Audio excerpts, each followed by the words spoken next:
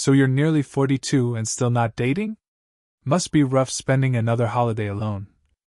So you're nearly 42 and still not dating? Must be rough spending another holiday alone.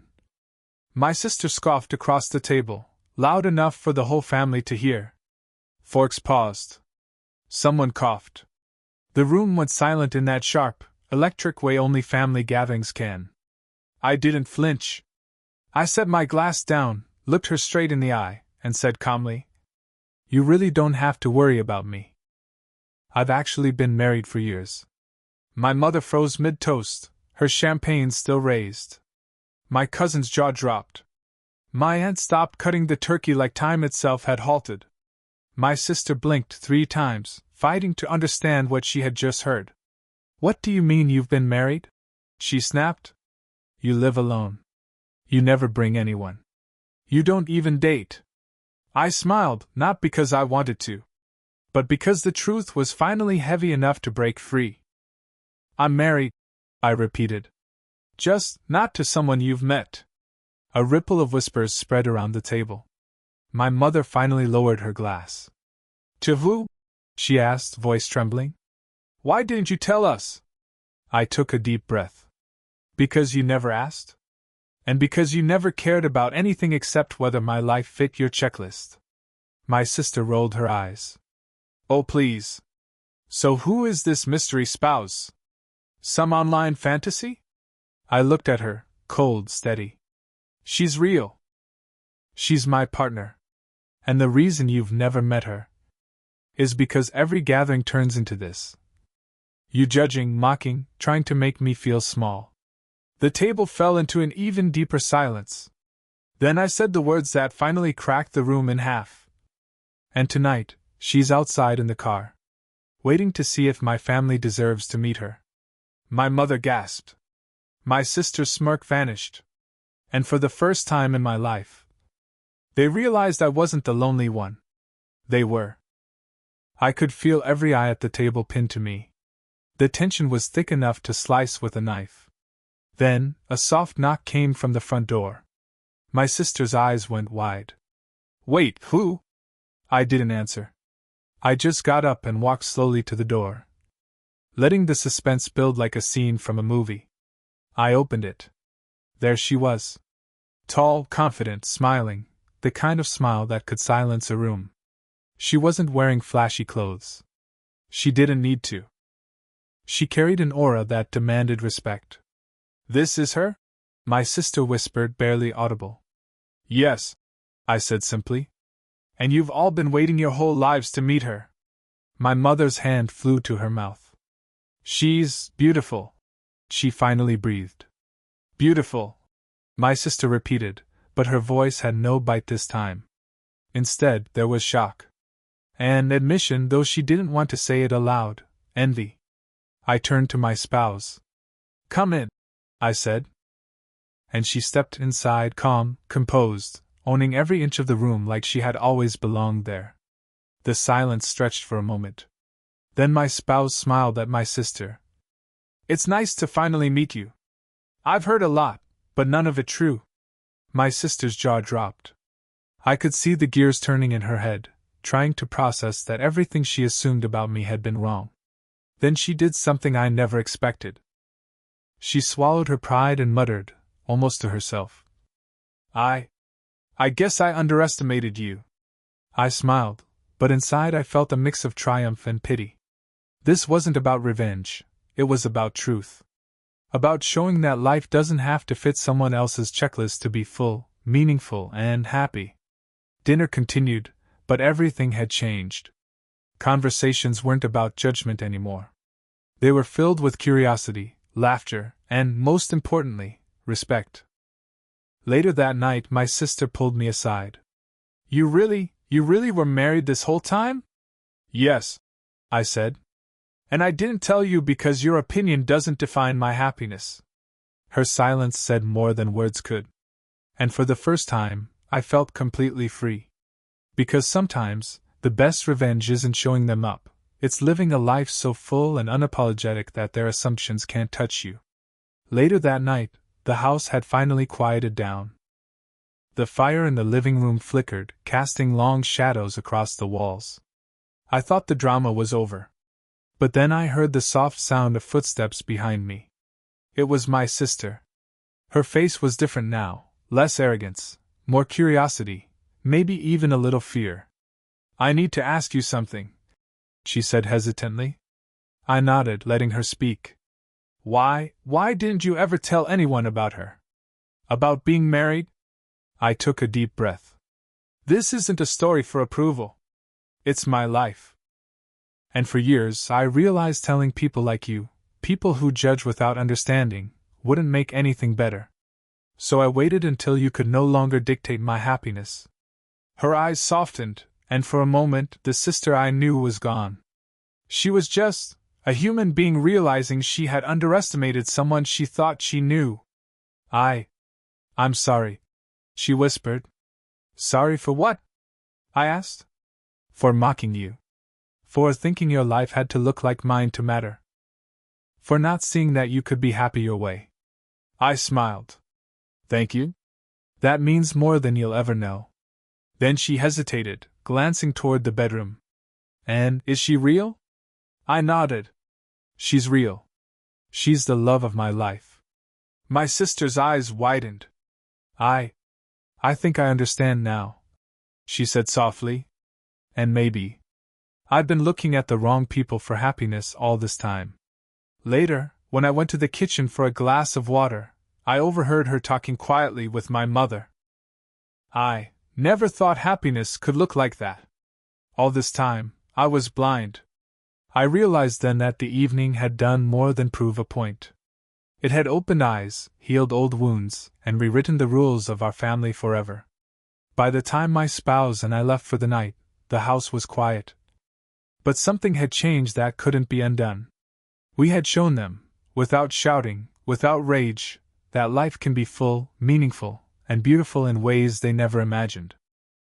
And as we drove away under the sparkling holiday lights, I felt it. The quiet, unstoppable power of living on your own terms.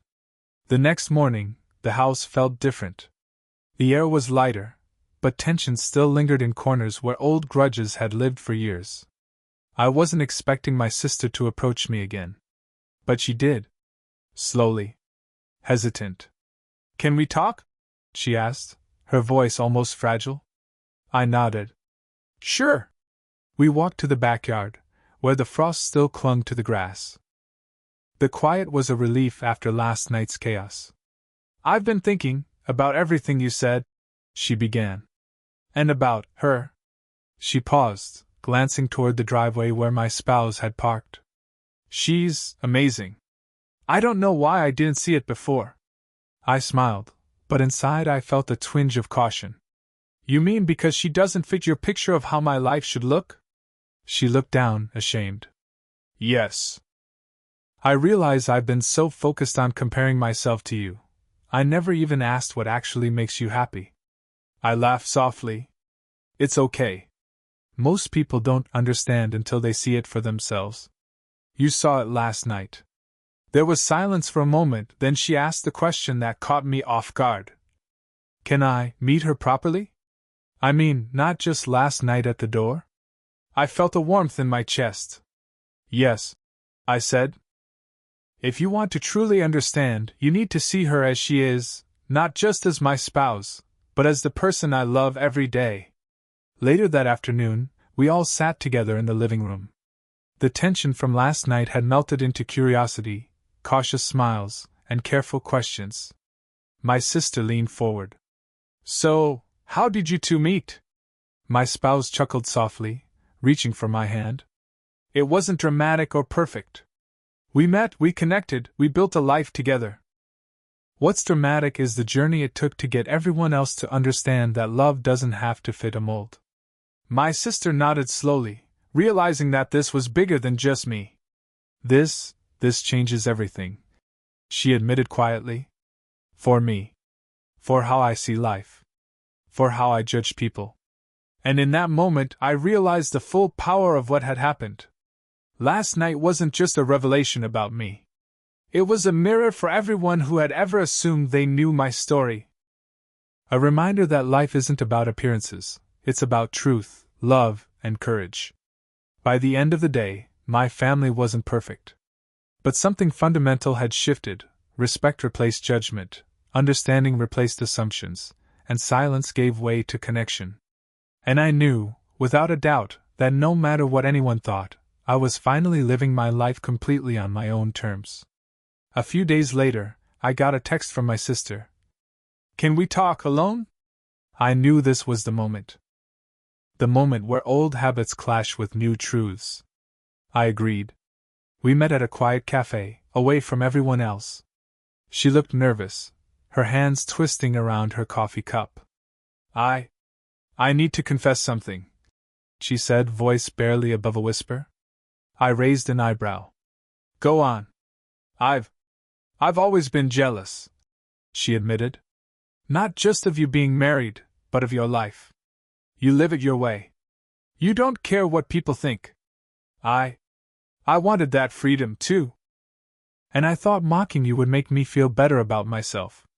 I let that sink in. Her confession wasn't cruel, it was human. And it explained everything.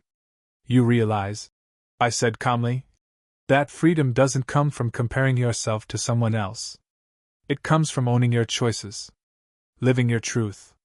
That's why I waited to tell everyone about my marriage. Because my happiness isn't their approval, it's mine." She nodded slowly, tears brimming. I think I finally get it." I smiled. "Good. Because I want you to be happy too. Not because of anyone else, but because of you. Truly." Then, just as we stood up to leave, my phone buzzed. It was a message from my spouse. "Your family wants to apologize, but I have a surprise for them. Can you bring them here?" Curious, I called everyone. Within minutes, my family was gathered at our place again. And that's when the real twist happened. My spouse revealed that she had secretly planned a surprise engagement ceremony for us, including every single family member, so they could finally witness, in person, the truth of our love. My sister gasped. My mother cried. Even my uncle, who had never spoken a kind word about me, had tears in his eyes. And as we stood there, holding hands, smiling at everyone, I realized. The power of truth isn't just about proving people wrong. It's about showing them what love, respect, and courage truly look like. And sometimes, the ones who doubt you the most become the ones who finally see you shine. That night, my sister hugged me. I understand now. And I'm proud of you. For the first time in years, I felt something I had almost forgotten. Unshakable, undeniable, unstoppable peace. Because in the end, life doesn't care about timelines, expectations, or judgment. It only cares about the courage to live it on your own terms, and the love that chooses to stand beside you. A few weeks later, life seemed calm. The holidays had passed. The family drama had settled. Or so I thought. One evening I was scrolling through my phone when I got a message from my sister. "Meet me. Urgent. Alone." I hesitated. Something about her texts always hinted at chaos. But I agreed. We met at the park, under the dim glow of street lamps. Her face was pale, anxious. I have to tell you something," she said, her voice shaking. I braced myself. I wasn't honest with you last night." I raised an eyebrow. "Go on." She swallowed hard. "The truth is, I've been hiding something from everyone, including myself. I've been so obsessed with judging you, mocking you. I didn't see my own life falling apart. I've been lying to myself about who I am, who I want to be." Her hands trembled. "I'm in love with someone too. But I've been scared, just like I made you feel scared all these years." I blinked. "Who?" I asked. She hesitated. Then whispered, almost inaudibly, "Someone you know." My heart skipped. "Wait. Who?" She looked up, tears glistening. "Your spouse." I froze. The world felt like it stopped spinning. I didn't mean for it to happen," she sobbed. "I thought I could fight it, ignore it, but seeing you happy, so unapologetically in love, I realized I couldn't anymore. For a long moment, I didn't know what to say. Part of me wanted to feel anger. Part of me wanted to run. But then I saw her eyes, filled with honesty, vulnerability, and fear, and I understood something. Life doesn't come with perfect timing. Love doesn't follow rules. And courage isn't about what others do. It's about how you face the truth, no matter how messy or shocking it is. I took a deep breath. We need to talk, together. All three of us. The next evening, we met at my apartment. My spouse, my sister, and I. The air was thick with tension, unsaid words, and questions too dangerous to voice. And then my spouse smiled gently. Whatever happens, she said, we face it together. Because truth is stronger than fear. And love finds a way, even in chaos. My sister and I exchanged a long look. Everything had changed again. Nothing was simple anymore. But maybe, just maybe, this was the real test of love, trust, and family. And I realized, some stories aren't about neat endings. They're about surviving the chaos, embracing the truth, and discovering who you really are, no matter how wild the ride gets. The tension from that night didn't fade. In fact, it grew heavier, like a storm waiting to break. A few days later, my sister called me again. Her voice was low, trembling. I need to show you something. You have to see this for yourself. Curiosity mixed with unease. I followed her to a small, quiet cafe. She handed me a small, worn envelope. I found this, in my old things. And I realized something, it's about you. I opened it carefully. Inside were letters, photos, and notes, some I didn't even remember writing. They're from my spouse, I whispered, shocked. They were writing to me, years ago, before we even met. I never sent them. I thought they didn't matter. But apparently my sister kept them. My sister nodded, eyes wide. Yes. And reading them, I realized you were always meant to find each other. Even before you knew it. Even before we all did. I stared at the letters, my hands shaking. The words inside were filled with love, longing, and hope, like fate itself had been working behind the scenes. And that's not all. My sister continued, her voice barely audible. There's something else, something I didn't tell anyone. I was going to keep it a secret forever, but I can't. I knew your spouse before you did. And I tried to protect you both by hiding it. But maybe I overstepped. My heart pounded. What do you mean? I asked cautiously.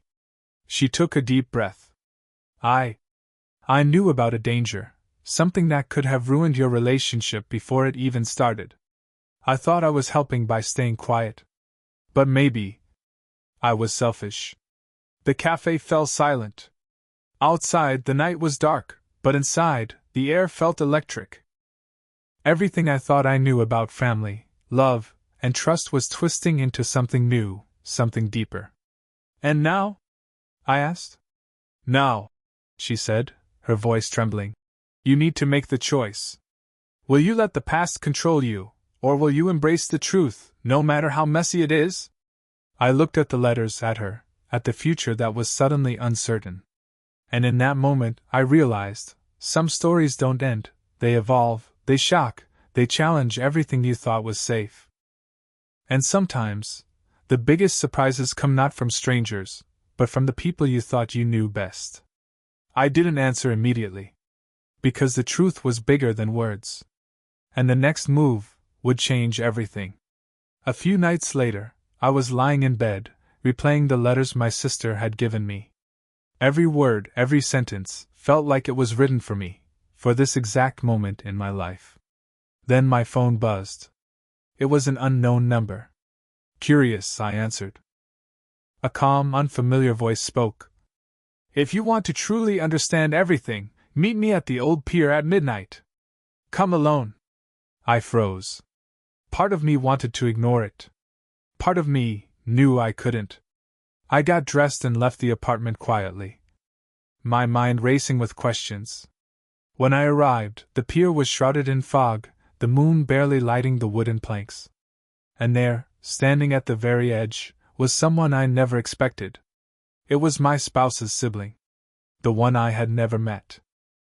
The one who had been silent, unseen, yet present in every story we told.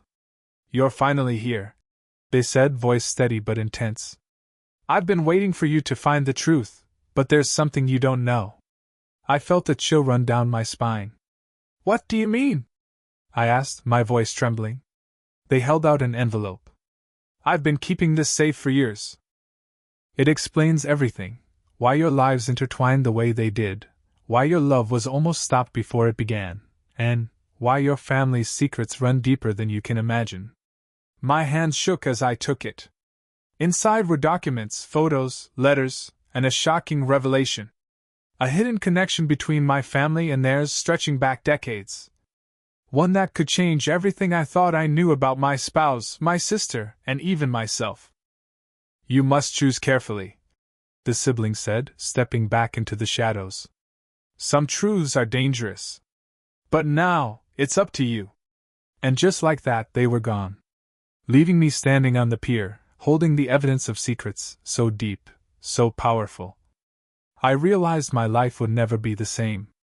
Because sometimes, the most shocking twists aren't about love, or jealousy, or family. They're about truths hidden in plain sight, waiting for the right moment to explode. And I knew this was only the beginning. The envelope felt heavy in my hands, as if it contained the weight of decades. I hesitated before opening it, knowing that what I was about to see could change everything. Inside were photographs, old, faded, and carefully labeled. Letters written in handwriting I recognized, and some I didn't. And then, the bombshell, a document proving that my family and my spouse's family had been connected long before we even met. Secrets, alliances, and betrayals stretching back generations. I sat down on the pier, heart racing. Everything I thought I knew about my life, my family, and even my marriage, suddenly seemed fragile, like it could shatter at any moment. Then I noticed a folded note at the bottom. It read, "You were never meant to discover this alone. The next move you make will determine who survives the truth, and who is left behind." My hands shook. I looked up. The fog had thickened. The pier was empty. No one in sight, but I felt eyes on me, unseen. I realized then, this wasn't just about family drama, jealousy, or love. It was a hidden game, and I was right in the middle of it. And that's when my phone buzzed again. A message from an unknown number. "They know you have the envelope. If you don't act carefully, everything you love will be at risk. Meet me tomorrow. Midnight. The abandoned lighthouse. Alone." I swallowed hard. The adrenaline was suffocating. I knew one thing for certain. My life had just turned into something I couldn't control, and the next move would change everything. The fog swirled around me. The moonlight reflected off the water. And I realized, this story wasn't just about family or love anymore. It was about survival, secrets, and a truth so explosive it could destroy everything. I folded the envelope carefully, tucked it in my jacket, and whispered to myself, "Tomorrow, I face the truth." And with that, I walked off the pier, my heart pounding, knowing that nothing would ever be the same again. The night of the abandoned lighthouse arrived. The wind howled through the broken windows, and the fog curled like ghosts around the tower. I approached cautiously, the envelope heavy in my jacket. Every step echoed on the creaking wooden floor, each one amplifying the fear and anticipation in my chest. Then I saw them. A figure stood in the shadows. Not threatening, just waiting. "Are you ready?" the voice asked. I nodded, though my hands shook. "I have to know the truth," I said. Slowly, the figure stepped into the light. It was my spouse's sibling, the one who had first handed me the envelope. But there was something else now, a small, familiar notebook clutched in their hand. "This," they said, handing it to me, "is the key. The rest of the story. The reason everything happened the way it did. I opened it. Inside were revelations about our families, old alliances, past betrayals, and most importantly, how our love had been protected from the shadows all along. You see, they said, sometimes the truth is hidden to protect you. But now you know everything, and you have the choice to shape your life from here. I looked at my spouse, who had appeared quietly behind me. Her hand slipped into mine. I've been waiting for you to see the whole truth, she said softly. And now we face it together. In that moment, I realized the fear, the suspense, the secrets, they had all led to this. Not to destroy us, but to test us, to make our bond unbreakable, and to finally open our eyes to everything that really matters. My sister, who had once mocked me across the dinner table, had grown too. She had learned humility, respect, and the weight of her own assumptions. And even she understood that love, courage, and truth were far more powerful than judgment or control. We left the lighthouse together, the fog thinning behind us, revealing the first light of dawn. And as the sun rose, I realized something simple yet profound. Life isn't about fitting into someone else's expectations. It isn't about timelines, judgments, or fear. It's about living your truth, embracing love on your own terms, and facing whatever secrets or challenges come your way, with courage. And in that light, surrounded by the people who mattered most, I finally felt free. Because some stories don't just end, they transform you, your relationships, and the way you see the world. The past had tested us. The secrets had challenged us. But in the end, we survived, we thrived, and we finally understood what it truly means to live.